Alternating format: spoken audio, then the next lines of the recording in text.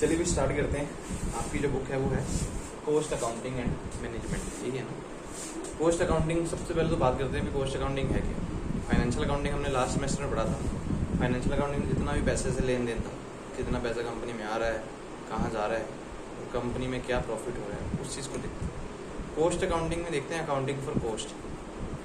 Company कोई भी चीज़ बना रही है, एक्चुअल में जो कॉस्ट दिखा रहे हैं क्या एक्चुअल में उतनी कॉस्ट लग रही है नहीं, या फिर सिंपल वर्ड बोलें, cost accounting is the process of accounting for the cost.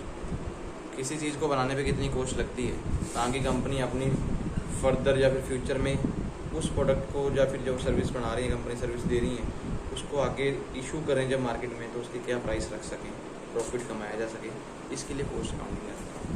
Cost accounting हमारे इंडिया में हम बोल सकते हैं इमर्जिंग कंसेप्ट है।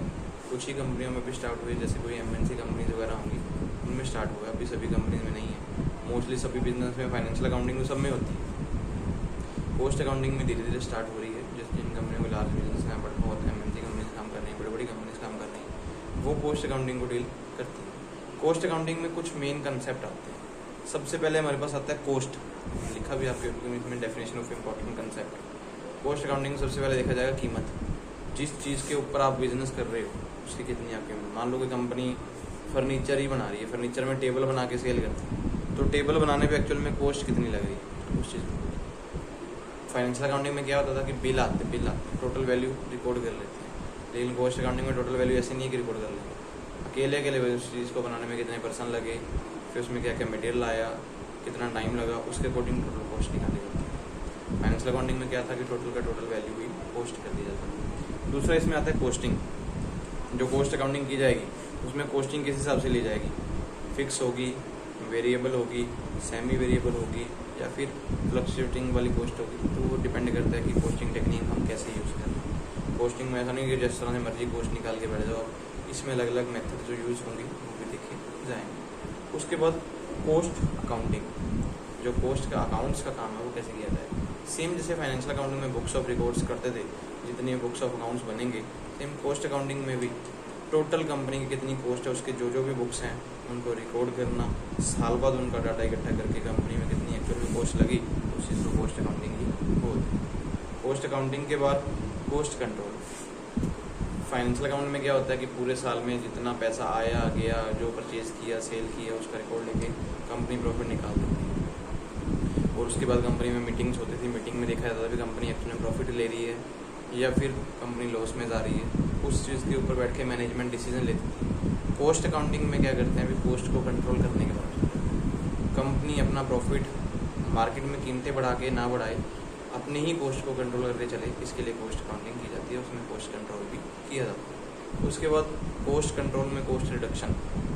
कॉस्ट रिडक्शन का मीनिंग होगा कि जितनी जितनी कॉस्ट आपकी किसी प्रोडक्ट को बनाने में लग रही है, उस कॉस्ट को कैसे कम किया जाए, प्रॉफिट अपने आप ही बढ़ जाएगा। कॉस्ट रिडक्शन इसमें भी काम होती है। ये भी कॉस्ट अकाउंटिंग का ही कंसेप्ट है कि कॉस्ट को रिड्यूस करना है, बढ़ाना नहीं है। मान लो आज एक प्रोडक्ट को बनाने के लिए आपकी कॉस्ट 100 रुपये लग रही है, कल को हम कोशिश करें कि इसकी कॉस्ट को कम किया जाए, 100 से बढ़े ना। और तो लेवल एक सेटअप हो गया कि स्टैंडर्ड है 100 का, उससे कम होनी चाहिए, ज़्यादा नहीं होनी चाहिए। उसके बाद कॉस्ट एलोकेशन, क्योंकि कंपनी में बहुत सारे अलग अलग डिपार्टमेंट होते हैं, टोटल कॉस्ट तो हम कॉस्ट अकाउंटेंट निकाल लेंगे, किस डिपार्टमेंट की कितनी कितनी कॉस्ट है और कौन सी कॉस्ट किस डिपार्टमेंट में एलोकेट करनी है, ये कॉस्ट अकाउंटिंग में ही होता है। फिर सब अलग अलग डिपार्टमेंट की अलग अलग कॉस्ट आप निकाल सकते हैं। फाइनेंशियल अकाउंटिंग में क्या था, अभी टोटल खर्चे आ गए। मान लीजिए पूरी कंपनी में खर्चा हुआ सैलरी में, आप एग्जाम्पल बोले सैलरी का, अभी सैलरी अलग अलग डिपार्टमेंट में अलग अलग पर्सन की अलग अलग है, तो एलोकेशन कॉस्ट अकाउंटिंग में होती है। लेकिन फाइनेंशियल अकाउंटिंग में टोटल सैलरी चार्जेस ही लिखी जाती है। उसके बाद कॉस्ट ऑडिट। फाइनेंशियल ऑडिट जैसे सभी कंपनियों के लिए ज़रूरी है, जिन कंपनियों की टर्नओवर 1.5 करोड़ से ज़्यादा है, पोस्ट उसमें फाइनेंशियल ऑडिट होता ही था। एक स्पेशल सीए आएगा, आपको बुक्स ऑफ अकाउंट्स को वेरीफाई करेगा, फिर गवर्नमेंट को रिपोर्ट आपकी जाती है भी कंपनी में एक्चुअल परफॉर्मेंस कैसी थी। पोस्ट अकाउंटिंग में कोस्ट ऑडिट अभी कंपलसरी नहीं, क्योंकि इमर्जिंग कंसेप्ट है। कंपनी अपनी फैसिलिटीज़ के लिए, जब उनको लगता है कि हमारी कंपनी में काम सही चल रहा है, उसके लिए कोस्ट ऑडिट करवा सकते हैं अगर अपनी मनमर्जी से, अदरवाइज कोई ज़रूरी नहीं है, कंपलसरी नहीं कंपनी के लिए कोस्ट ऑडिट करवाना। कोस्ट ऑडिट के बाद हमारे पास आ रहे हैं कोस्ट सेंटर। कंपनियों में डिफरेंट कोस्ट सेंटर भी सेटअप किए जाते हैं। प्रॉफिट सेंटर हो गया, कोस्ट सेंटर होते हैं भी कौन सा डिपार्टमेंट किस चीज़ कोस्ट के लिए जिम्मेवार होगा, वो कोस्ट सेंटर में उसमें 1-2% की जिम्मेवारी लगाई जाती है। सिर्फ कोस्ट सेंटर जो बनाए जाते हैं वो कोस्ट को कंट्रोल करने के लिए ही बनाए जाते हैं। ताकि कंपनी की कॉस्ट ना बढ़े, कंपनी का प्रॉफिट अपने आप इंक्रीज होता चलता है। ये आपकी कॉस्ट अकाउंटिंग का जो पहला टॉपिक है उसमें मेन कंसेप्ट है। ये 5-6 डेफिनेशन है आपकी कॉस्ट अकाउंटिंग में चलने वाली है। कॉस्ट अकाउंटिंग में उसके बाद आपको पूछ सकते हैं इसकी इंपॉर्टेंस। कॉस्ट अकाउंटिंग अगर हम लोग कर रहे हैं उसके हमें बेनिफिट क्या होंगे। सबसे पहले बेनिफिट उन्होंने लिखा है कि costing as aid of the management. किसी भी मैनेजमेंट के लिए सबसे मेन कंसेप्ट है वो कॉस्टिंग की। अगर किसी मैनेजमेंट को अपनी कॉस्ट ही नहीं पता होगी तो प्रॉफिट नहीं बना सकती कंपनी। जब तक कंपनी अपनी कॉस्ट को सेटअप करके रखेंगी तो उनको अपनी पता होगी हमारी कंपनी में कितनी कॉस्ट चल रही है, तो अपना प्रॉफिट उतना ही इंक्रीज कर सकते हैं। Costing as aid of the creditor. हमेशा जो कंपनी के क्रेडिटर्स होते हैं, क्रेडिटर समझते जिनको पैसे कंपनी ने उधार पे लिए होते हैं, उनके पैसे देने होते हैं, तो उनको भी अपनी कंपनी कॉस्टिंग के बारे में इन्फॉर्मेशन चाहिए। कंपनी लगातार अपने खर्चे बढ़ाती तो नहीं चली जा रही, क्योंकि अगर लगातार कंपनी अपने खर्चे बढ़ाती चली जाएगी तो क्रेडिटर आपको सामान देना बंद कर देंगे। क्रेडिटर के पास भी इन्फॉर्मेशन होनी जरूरी है भी कंपनी के कितने खर्चे हो रहे हैं, कितना कंपनी प्रॉफिट कमाती चली जा रही है। Costing and edit to the employees. Employees के लिए भी कॉस्टिंग कहता है इन्फॉर्मेशन होना जरूरी है। एम्प्लॉइज़ को भी ऑलवेज पता होता है कंपनी प्रॉफिट कब कमाएगी, जब कंपनी की कॉस्ट कम हो। कॉस्ट अकाउंटिंग करेंगे तो उनको पता लगता चला जाएगा हर एक एम्प्लॉइज़ को कि हम लोग कितनी कंपनी की कीमत को बढ़ा रहे हैं। क्या जो स्टैंडर्ड सेटअप किया गया था हम स्टैंडर्ड से डाउन चल रहे हैं। अगर तो डाउन चलते हैं तो एम्प्लॉइज़ का बेनिफिट ऑलवेज होता है, उनके प्रमोशंस, उनके इंक्रीमेंट, उनको बोनस, सब कुछ टाइम पे मिलता चला जाएगा। अगर उनको इन्फॉर्मेशन ही नहीं होती, कंपनी की कॉस्ट किसी टाइम पे ज़्यादा बढ़ जाए तो आपका बोनस कम कर देंगे। बोनस कम कर देंगे, हो सकता है कि आपको जो इंक्रीमेंट है वो भी कम मिले। तो एम्प्लॉइज़ के लिए भी ज़रूरी है कॉस्ट अकाउंटिंग। उसके बाद cost accounting as the internal aid of national economy. हमारी जो इकॉनमी है, हम देखते हैं जो GDP ग्रोथ होती है वो भी कॉस्ट के ऊपर डिपेंड करता है। अगर हमारी इकॉनमी में मान लो बिजनेस चल रहे हैं, वो खर्चों का रिकॉर्ड ही ना रखें, कितने खर्चे हो रहे हैं, किससे ज़्यादा कॉस्ट बढ़ रही है।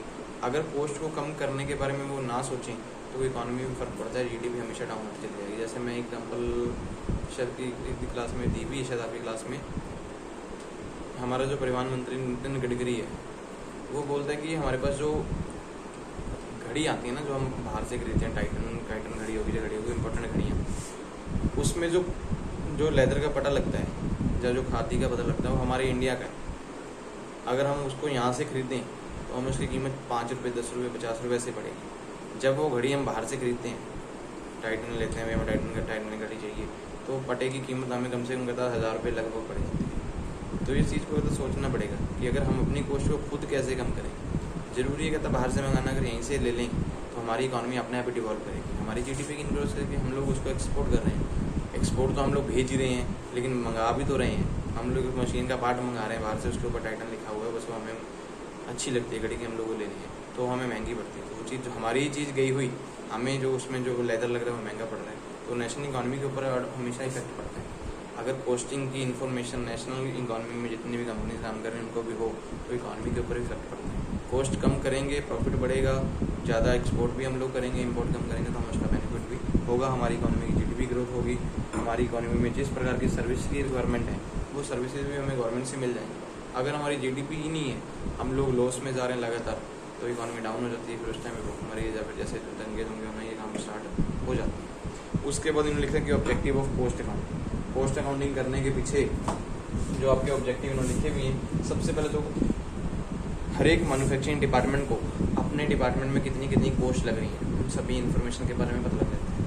क्योंकि कंपनी में बहुत सारे डिपार्टमेंट होते हैं, प्रोडक्शन का हो गया, रिपेयर का हो गया, ऑफिस का हो गया, पैकिंग का हो गया, अलग अलग डिपार्टमेंट हैं, तो सभी डिपार्टमेंट में कितनी कितनी कॉस्ट लग रही है उसके बारे में इन्फॉर्मेशन आपको मिल जाएगी। दूसरा था कॉस्ट अकाउंटिंग से हमें एक भी बेनिफिट होता है कि हम सेलिंग प्राइस सेटअप कर सकते हैं। मुझे अपनी प्रॉपर कॉस्ट पता होगी प्रोडक्ट बनाने में कितनी लगी है, तो सेलिंग प्राइस मैं अच्छी रख सकता हूँ मार्केट में प्रॉफिट कमाने के लिए। अगर आज के टाइम में लगता है कि हमारे पास मार्केट में कंपटीटर आ जाएँ, वो कम कीमत पे सामान बेच रहे हैं, तो हमें अपनी कॉस्ट अकाउंटिंग सेटअप करनी पड़ेगी। हमें कैसे उस कॉस्ट को कम करना है। हमें पता है कि कॉस्ट अकाउंटिंग में बनाया हो कि हमें प्रोडक्ट बनाने पे 80 रुपये खर्चा आ रहा है और मार्केट में हम अपना प्रोडक्ट 100 रुपये में बेच रहे हैं, तो हम 20 रुपये प्रॉफिट कमा रहे हैं। कल को कोई कंपनी आ रही है 90 में सेल कर रही है अपना वही सेम प्रोडक्ट, तो हम देखेंगे कि हमारी जो 80 रुपये कॉस्ट थी उसको कैसे कम किया जा सकता है। प्रॉफिट तो हम लोग कमाएंगे अगर 90 में भी सेल करेंगे, लेकिन हमारे प्रॉफिट के ऊपर इफेक्ट पड़ जाता है, तो उसको कैसे हमने सेटअप करना है, तो कॉस्ट अकाउंटिंग से ही सेटअप किया जा सकता है। क्योंकि आपके पास इन्फॉर्मेशन होगी अलग अलग डिपार्टमेंट की, तो उसको आप कम कर सकते हैं। कॉस्ट अकाउंटिंग से कहता है कॉस्ट को कंट्रोल भी कर सकते हो और रिड्यूस भी कर सकते हो। कंट्रोल करने के लिए एक लेवल सेटअप कर दोगे आप लोग स्टैंडर्ड फिक्स है भाई, इससे ऊपर कोस्ट नहीं जानी चाहिए, वो कोस्ट कंट्रोल होगी। अगर इससे ऊपर जाओगे तो हमें ही जुर्माने भुगतने पड़ेंगे, तो एम्प्लॉयज़ उसके ऊपर काम करते हैं। फिर कंपनियाँ बोलते हैं कि इसको रिड्यूस करो। रिड्यूस कैसे कर सकते हैं? हम अपने एफर्ट्स, जो काम के ऊपर ध्यान देने की बात होगी, जब मशीन्स वगैरह यूज़ कर सकते हैं, जब काम लेबर जो हैंडमेड था उसको कम कर दें, तो कोस्ट को रिड्यूस किया जा सकता है। तो कोस्ट अकाउंटिंग से ही सफिशेंट हो सकता है। अगर कोस्ट अकाउंटिंग नहीं कर रहे हैं तो कोस्ट रिड्यूस नहीं हो। फिर तो हमें पता होगा नॉर्मल जैसे काम चल रहा है कंपनी में चलने दो, खर्चे जो लग रहे हो, कंपनी प्रॉफिट कितना कमा रही है, वो बाद में ही जाके इन्फॉर्मेशन आती है। कोस्ट अकाउंटिंग में हमें लगातार साथ के साथ इन्फॉर्मेशन मिलती चली जाती है। कोस्ट अकाउंटिंग से आपको उसके बाद एक बेनिफिट ये भी हो सकता है कि हमारी कंपनी में वेस्टेज, इनएफिशिएंसीज, जो ओवरफ्लोज वगैरह जो होते हैं, जिन चीज़ों के बारे में हम प्रॉपर ध्यान नहीं देते, उसके बारे में इन्फॉर्मेशन हमें मिल जाती है। फाइनेंशियल अकाउंटिंग में तो देखा ही नहीं जाता कुछ भी, इन चीज़ों के बारे में वेस्टेज क्या हो रही है कुछ भी। कोस्ट अकाउंटिंग में सब चीज़ों का रिकॉर्ड भी मिल जाता है, कितना आप वेस्टेज निकाल रहे हो, उस वेस्टेज को कितना हम कम कर सकते हैं, ये कोस्ट अकाउंटिंग से पॉसिबल है। कंपनी अपनी इस कोस्ट को भी कम कर सकती है। कोस्ट अकाउंटिंग से कहता है आप फोरकास्टिंग भी कर सकते हो फ्यूचर के लिए। आज अगर आपको कितनी कॉस्टिंग पड़ रही है, कल को फ्यूचर में कितनी कॉस्ट पड़ सकती है, या फ्यूचर में उस चीज़ को कम भी करना है, वो कोस्ट अकाउंटिंग से ही पॉसिबल है। अगर आज आपको कुछ इन्फॉर्मेशन ही नहीं है तो कोस्ट अकाउंटिंग से तो फिर करने का कोई बेनिफिट नहीं है। कोस्ट अकाउंटिंग करने का बेनिफिट यही होगा, प्रॉपर नॉलेज आपको पड़ेगी, कोस्ट इतनी बढ़ रही है, फ्यूचर में आप अपने प्रोजेक्ट के लिए कितना प्रॉफिट और बढ़ा सकते हो, तो ये कोस्ट अकाउंटिंग से ही पॉसिबल होगा। मीन्स हम ऐसे ही बोल सकते हैं कि डिसीजन मेकिंग प्रोसेस में भी कोस्टिंग अकाउंटिंग काम आती है। ऑब्जेक्टिव के बाद इन्होंने लिखा है कि कोस्ट अकाउंटिंग करने के हमें एडवांटेज क्या होंगे भाई। एडवांटेज अलग अलग डिपार्टमेंट के लिए लिखे हुए हैं। सबसे पहले तो इन्होंने डिपार्टमेंट लिखा एडवांटेज टू दी मैनेजमेंट। अगर किसी कंपनी में कोस्ट अकाउंटिंग हो रही है तो मैनेजमेंट को एडवांटेज क्या होंगी? एक तो कहता है उनके लिए प्लानिंग जो है ईजी हो जाएगी, सभी डिपार्टमेंट की इन्फॉर्मेशन होगी उनके पास, सभी डिपार्टमेंट के क्या क्या खर्चे हैं, कैसे कैसे लेबर क्या क्या काम कर रही है, सारी इन्फॉर्मेशन होगी, तो उनके लिए प्लानिंग करना ईजियर होगा। कौन से डिपार्टमेंट को हमने चालू रखना है, कौन सा डिपार्टमेंट बंद करना है, कौन से डिपार्टमेंट में नया काम सेटअप करना है, कौन सी लेबर को रखना है हटाना है, तो ईजिली कर सकते हैं। दूसरा, उनके पास पॉलिसी फॉर्मुलेशन करना भी सिंपल हो जाएगा। पॉलिसी जब आपके पास इन्फॉर्मेशन है, प्लानिंग आपने कर ली कि इस डिपार्टमेंट में पॉलिसी लगानी है। अदरवाइज फाइनेंशियल अकाउंटिंग में क्या होता है, पॉलिसी बनाएंगे तो सभी कंपनी के लिए, सारी कंपनी के लिए होगी। कोस्ट अकाउंटिंग में अलग अलग डिपार्टमेंट की इन्फॉर्मेशन होती है, तो पॉलिसी जिस डिपार्टमेंट के लिए रिक्वायरमेंट है वहीं पर ही लगाएंगे, बाकी की जरूरत नहीं है। जो बंदे अच्छा काम कर रहे हैं उनके ऊपर क्या दबाव डालना है, दबाव सिर्फ उनके ऊपर डाला जाता है जो बंदे गलत काम कर रहे हैं, उनको सही लाइन में लेके आने के लिए। Helpful in establishing performance objective and standard. Company में स्टैंडर्ड सेटअप करने हों, ऑब्जेक्टिव को अचीव करना हो तो कोस्ट अकाउंटिंग से इजीली किया जा सकता है, क्योंकि हर एक डिपार्टमेंट के ऑब्जेक्टिव सेटअप किए जाते हैं, उनको कैसे अचीव करना है कोस्ट अकाउंटिंग में कोस्ट बता दी जाएगी, इससे कोस्ट भी ना बढ़े और हम प्रॉफिट भी कमाते चले जाएंगे। Makes cost comparison easy. अगर आपने कोस्ट का कंपैरिजन करना हो ईजी होता है, पिछले साल आपकी कोस्ट कितनी लगी, या फिर महीने बाद कंपैरिजन, महीने का कंपैरिजन करना हो तो हम डिपार्टमेंट को दिखा सकते हैं कि हर महीने के अकॉर्डिंग आपकी परफॉर्मेंस कैसे बढ़ रही है या फिर कम हो रही है, कोस्ट कंपैरिजन ईजिली बेस पे हो जाए। Contribute to successful cost control. Company में management successful cost control plan चला सके, ये मैनेजमेंट की हेल्प है, क्योंकि कोस्टिंग अकाउंटिंग से उनको इन्फॉर्मेशन मिलती चली जाएगी, तो आगे वो कोस्ट को कंट्रोल कर सकते हैं, रिड्यूस भी कर सकते हैं। कंपनी अपने प्रोडक्ट का सेलिंग प्राइस सेटअप करना चाहे, मैनेजमेंट के पास इन्फॉर्मेशन होगी तो सेलिंग प्राइस भी इजीली बेस पे सेटअप वो कर सकते हैं। अगर उनके पास इन्फॉर्मेशन नहीं होगी तो सेलिंग प्राइस सेटअप नहीं होगी। प्रॉफिट का जो एक लेवल है उस सेटअप करना हो कंपनी ने, वो भी सेटअप कर सकते हैं। Determine the profit of each on each action. अलग अलग एक्शन कंपनी में जितने भी काम चल रहे हैं, हर एक डिपार्टमेंट में या फिर हर एक काम में हमें कितना कितना प्रॉफिट हो सकता है, उस प्रॉफिट के लेवल को कैसे अचीव किया जा सकता है, कोस्ट मैनेजमेंट का तभी बेनिफिट हो सकता है अगर कोस्ट अकाउंटिंग की होगी तो। कोस्ट अकाउंटिंग से एक बेनिफिट ये भी होगा कि मैनेजमेंट डिसीजन लेना चाहे, कोस्ट को कम करना चाहे और परफॉर्मेंस को ट्रैक करना चाहे, तो सारा काम कोस्ट अकाउंटिंग के मैनेजमेंट कर सकती है। अगर इन्फॉर्मेशन ही नहीं है मैनेजमेंट के पास तो कोई काम नहीं कर सकते। विदाउट इन्फॉर्मेशन कभी भी मैनेजमेंट काम नहीं करती। हमने देखा फाइनेंशियल अकाउंटिंग में भी ऐसा ही था, उनके पास प्रॉफिट लॉस की इन्फॉर्मेशन चली जाती थी, क्या क्या खर्चे हुए, क्या क्या इनकम हुई, तो मैनेजमेंट उसके बाद डिसीजन लेती थी हमें क्या काम करना चाहिए। पोस्ट अकाउंटिंग से एक बेनिफिट होता है कि हम लोग हर एक डिपार्टमेंट की परफॉर्मेंस को रिपोर्ट कर सकते हैं। जिस डिपार्टमेंट की वजह से गड़बड़ी हुई है उस डिपार्टमेंट के ऊपर एक्शन ले सकते हैं। पोस्ट अकाउंटिंग के जहाँ पे बेनिफिट मैनेजमेंट को है वहीं पे बेनिफिट एम्प्लॉयज़ को भी है। एम्प्लॉयज़ कहता कंपनी में इक्विटेबल वेज सिस्टम भी सेटअप करवा सकते हैं। अगर कंपनी में हर एक बंदे को कोस्ट पता लग जाए, अपने अपने काम की कीमत पता लग जाए, तो वेज सिस्टम कहता है इंसेंटिव सेटअप कर सकते हैं। जैसे आजकल कंपनी में पीस रेट चलता है, अगर जो बंदे अच्छे काम कर रहे होंगे, अच्छे काम के बेट पे उनको पैसे मिल जाएंगे। पहले क्या होता था, सैलरी मिलती थी महीने बेस, मोस्टली कंपनी। अभी ज़्यादातर कंपनियों में जैसे कोई बंदे स्किलफुल वाले बंदे काम करते हैं तो वो पीस रेट में काम करते हैं, हावर रेट नहीं करते, पीस रेट में, जितने पीस बनाएंगे उतने पैसे। तब बेनिफिट होता है अगर कॉस्ट अकाउंटिंग की होगी।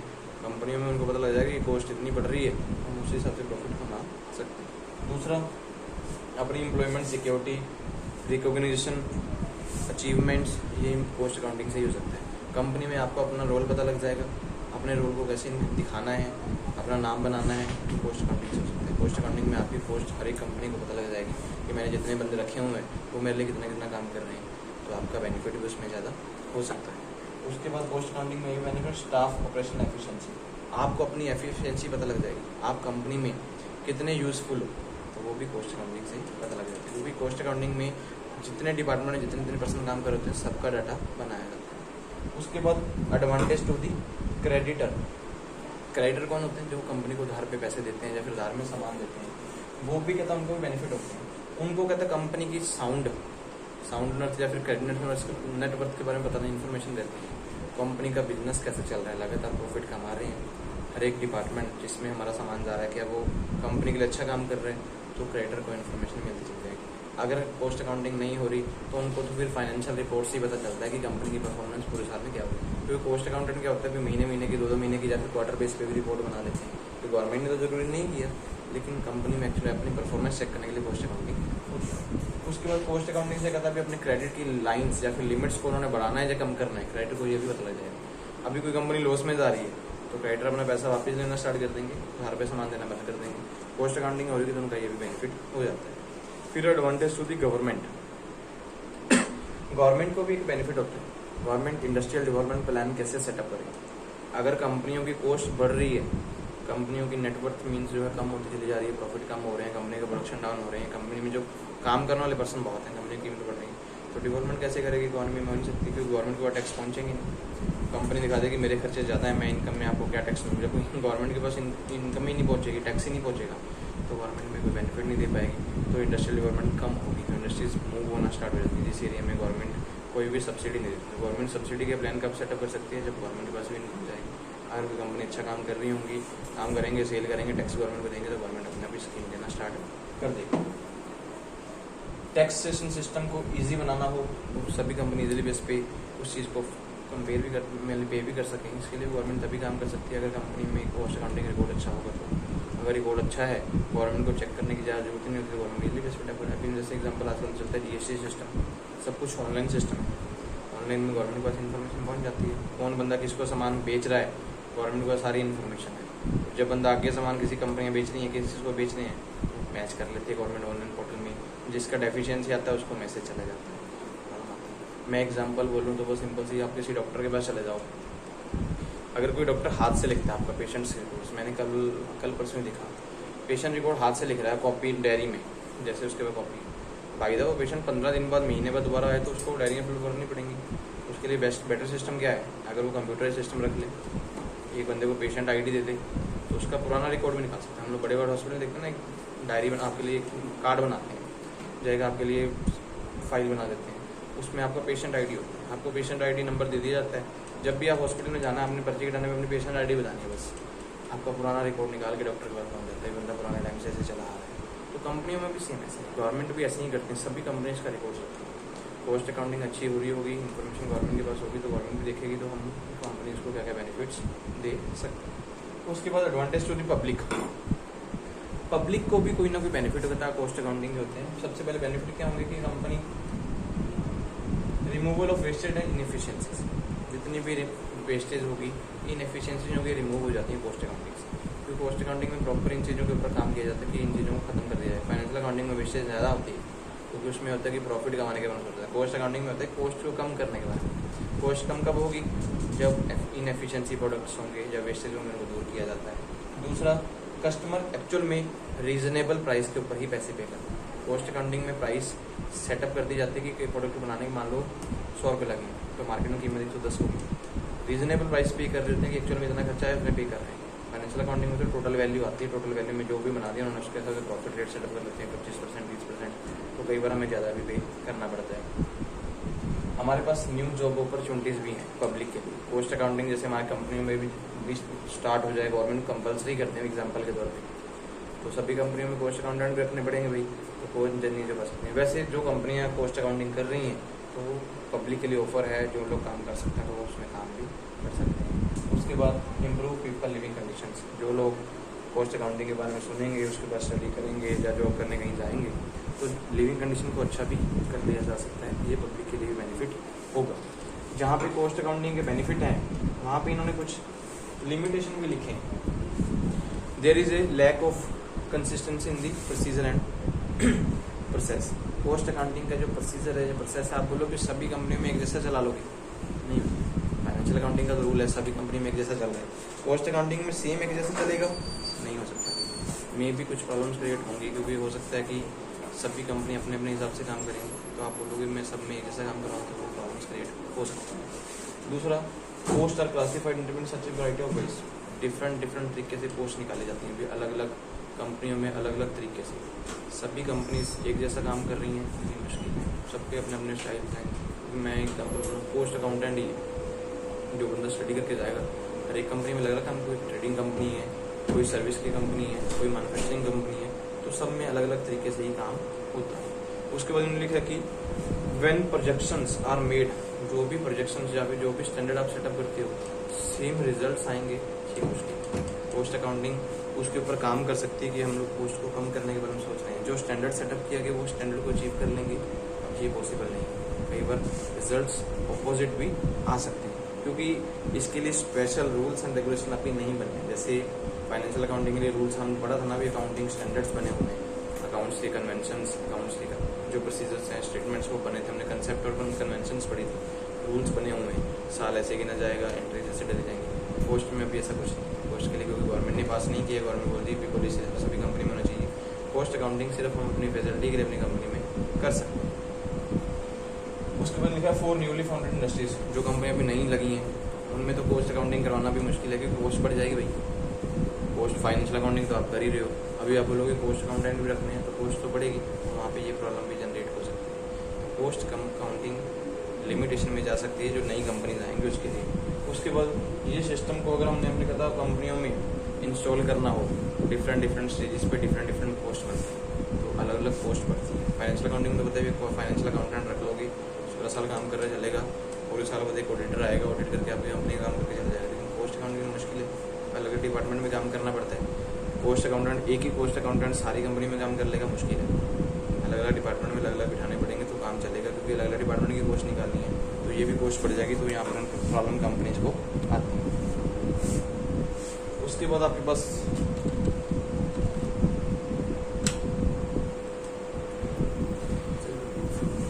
कॉस्ट अकाउंटिंग हमने एडवांटेज पढ़ लिए, बेनिफिट पढ़ लिए, लिमिटेशन पढ़ लिए। मीन जो आपका मेन क्वेश्चन एक क्वेश्चन वगैरह बनता था, कॉस्ट अकाउंटिंग क्या है, उसके बेनिफिट क्या क्या हैं, अलग अलग डिपार्टमेंट में बेनिफिट पढ़ लिए, लिमिटेशन अलग अलग डिपार्टमेंट के लिए, लिमिटेशन सबके लिए जैसे ही होती है।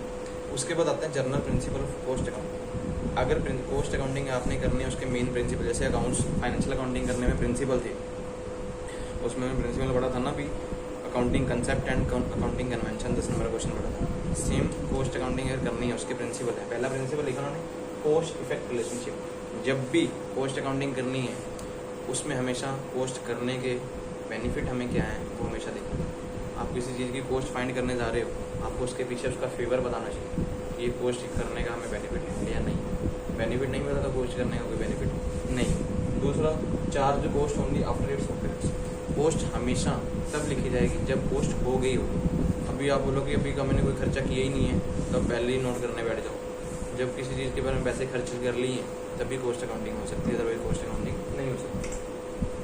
Past cost should not be form part of the future cost. जो पहले से कीमतें हो चुकी हैं, जो पुराने पहले टाइम से आपने खत्म कर चुके हैं, आप लोग फ्यूचर में उसको उसी कॉस्ट को लेके चलेंगे, ऐसा नहीं है।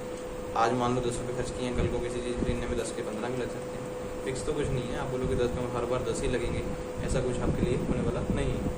अब normal cost from the cost हम बोलें कि हम नॉर्मल कॉस्ट ऐसे ही बोल सकते हैं कि एक चीज़ को लाने फिक्स कॉस्ट लगने वाला है, जिससे हमारी इन्फॉर्मेशन नहीं है, खर्चा है, हमेशा वैसे ही चलेगा, ऐसा नहीं। कल को कोई चीज़ों की कीमतें बढ़ भी सकती हैं, कोई कीमतें कम भी हो सकती हैं। Principle of double entry system followed पक्का ही है। जैसे अकाउंट्स में डबल एंट्री सिस्टम चल रहा था, debit and credit, same cost accounting में भी चलेगा। डेबिट क्रेडिट क्लियर होगा ही होगा। अगर आप बोलेंगे डेबिट क्रेडिट के बिना मैं काम कर लूँगा, वैसा नहीं होने वाला, इसमें भी अगर कॉस्ट निकालेंगे, खर्चा हो रहा है तो हमें डेबिट लिखने पड़ेंगे, इनकम हो रही है तो हमें क्रेडिट लिखना पड़ेगा। फिर आती है हमारे पास क्लासिफिकेशन ऑफ कॉस्ट। जो कॉस्ट होती है वो कितने प्रकार की होती है, हमें अलग अलग टाइम के ऊपर अकॉर्डिंग दी हुई इन्होंने, ये डिफरेंट क्लासिफिकेशन है। सबसे पहले basis of the time, time के अकॉर्डिंग कॉस्ट कितने प्रकार की होगी। सबसे पहले इन्होंने लिखा कि हिस्टोरिकल कॉस्ट। हिस्टोरिकल कॉस्ट जो पहले से ही हुई हुई है, हिस्ट्री बेस पे, मतलब बोल सकते हैं पास्ट कॉस्ट। पहले आपने कोई चीज़ फर्नीचर खरीदी 10,000 रुपये की, तो वो हिस्ट्री कॉस्ट ना, आज कितने खरीदोगे वो क्या हो जाएंगी, करंट कॉस्ट हो जाएगी। हिस्टोरिकल बाद हमारे प्री डिटरमाइंड, जिनके बारे में आपने पहले से ही सोचा हुआ। मैं मान के चलता हूँ कि मैंने मार्केट से सामान खरीदने जाना है, घर से ही सोच लिया कितने का मिलेगा, तो वो क्या होगी, प्री डिटरमाइंड। ये टाइम के अकॉर्डिंग कॉस्ट है। तो उसके बाद एस्टिमेट कॉस्ट, जब आप अंदाज़ा लगाते हो, आपको लगता है कि फ्यूचर में ये चीज़ जब मैं खरीदूंगा तो इतने की होगी। मान लो मैंने बाइक खरीदनी है, आज मेरी बाइक 1 लाख रुपये की। एस्टिमेट लगाऊंगा भी आज मैं पॉसिबल नहीं है, मैं खरीद सकता, मैं हो सकता है साल बाद 2 साल बाद खरीदूंगा, तो मेरा अंदाज़ा जो लगाया गया वो एस्टिमेट कॉस्ट हो जाएगी। उसके बाद आती है स्टैंडर्ड कॉस्ट। स्टैंडर्ड कॉस्ट क्या होती है, एक जो स्टैंडर्ड सेटअप किया जाता है, इससे ज़्यादा नहीं आने वाला। मार्केट में एग्जांपल बोलूँगी, किसी एरिया में आप चलते भी जो डेवलपमेंट एरिया होते हैं, जैसे दिल्ली, बेंगलोर, मुंबई, गवर्नमेंट ने वहाँ पे रेंट कंट्रोल एक्ट लगाए हुए हैं कि जो बंदे यहाँ पे किराए पे आएंगे इससे ज़्यादा किराया नहीं लेगा। तो एक स्टैंडर्ड सेटअप किया हुआ है, 10,000 से ज़्यादा किराया नहीं होगा किसी भी एरिया का, कम मिल जाएगा लेकिन ज़्यादा नहीं होगा। फिर आते हैं nature of the element.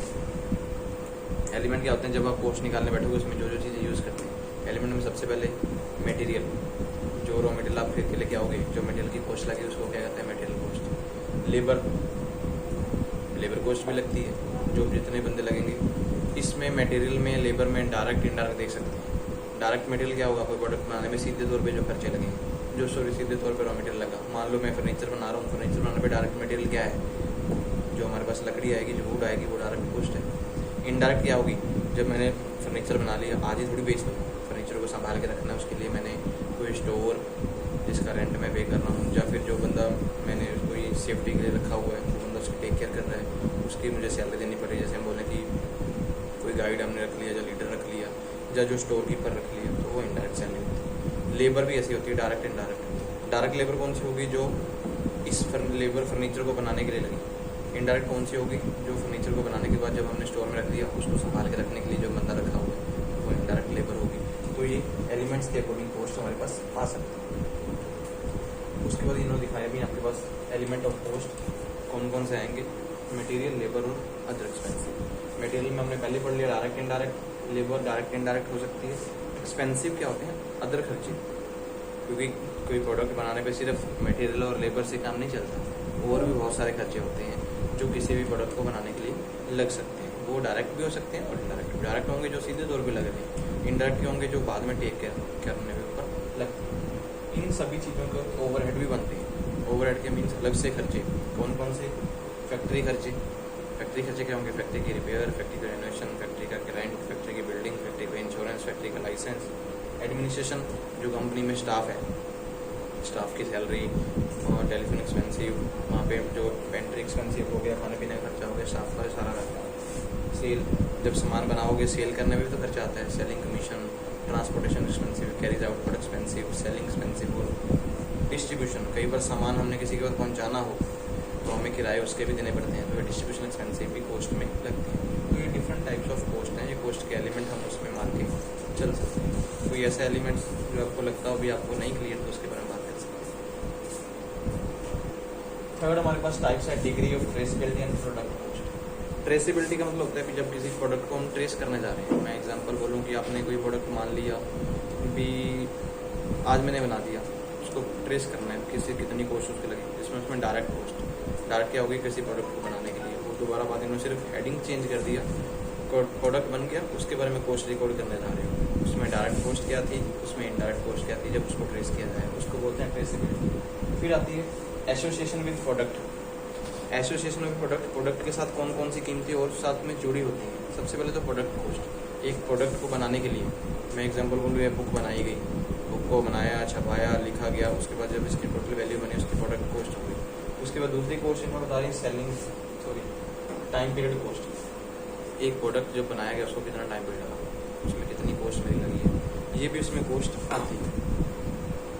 Product की बता रही by change in the activity volume.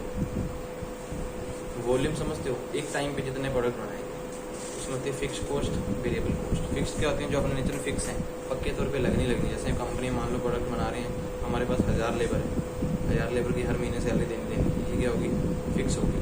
By the way product का ऑर्डर ज़्यादा आ गया, प्रोडक्ट ज़्यादा बनाने पड़े, तो कुछ पर्सन हमें स्पेशल बाहर से उनको पक्के तौर पर नहीं रखना। जैसे हम बोलते हैं दिहाड़ियों पर बंदे बुला लिए, तो उनको क्या बोलेंगे, वेरिएबल कॉस्ट, जो हमारे पास इनडायरेक्ट बेस पे आएगी। उसके बाद इन्होंने कॉस्ट बनाई है, ये बनाई है वेरिएबल कॉस्ट। एक आती है semi variable cost. Semi variable कुछ आधे नेचर में फिक्स होती हैं, आधे नेचर में कई बार लगती हैं, कई बार नहीं लगती। जैसे मान लीजिए कोई ट्रांसपोर्टेशन कंपनी है, ट्रांसपोर्टेशन में ट्रक ही है या बस ही है, बस में हर बार टायर तो नहीं बदले जाएंगे, एक चक्कर लगा के टायर बदलेंगे। ये सेमी वेरिएबल होते हैं, जब जरूरत होगी तब यूज़ करेंगे। उसके बाद relationship with accounting period. Cost का अकाउंटिंग पीरियड का रिलेशनशिप क्या है, साल बाद कॉस्ट नहीं निकाली जाती है, जब कोई प्रोडक्ट का ऑर्डर खत्म हो गया तभी कॉस्ट निकाले जाएंगे।